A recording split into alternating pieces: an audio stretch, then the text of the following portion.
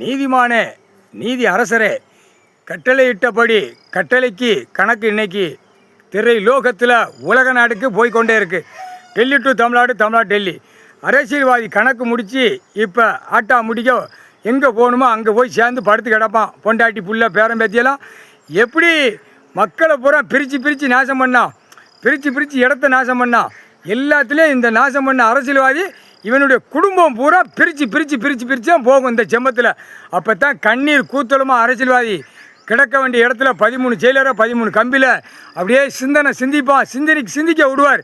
அங்கனே பேடுவான், அங்கனே மோடுவான், அங்கனே சாப்பிடுவான், அங்கனே படுப்பான். அப்போ நம்ம தப்பு செஞ்சதுக்கு அடிச்சிட்டான்டா, கரெக்டாக அடிக்கான். தப்பு செஞ்சதுக்கு ஆண்டவன் பகவான் கடவுள் தண்டனை கொடுத்துட்டார். நீதி அரசர், நீதிமான், நீதி ஆட்சி, நீதி அரசர் ஆட்சி, முக்கால் சத்தியம் அவர்கிட்ட அடிக்கான். அப்போ ஐயா உத்தரவு விட்டார். இதுதான்டா தண்டனை அப்படின்னு ஐயா கொடுத்துட்டார்.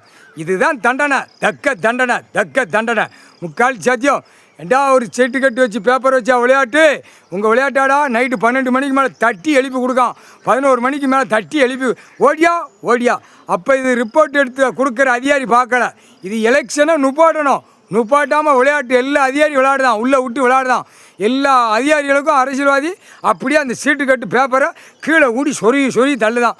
அவன் என்னடா வாங்கி எல்லா அதிகாரியும் நக்கு தான். வீட்டில் பொண்டாட்டி மார்களை வச்சு ஃபுல்லாக பேரம்பத்தி மேலே வச்சு நக்கு தான்.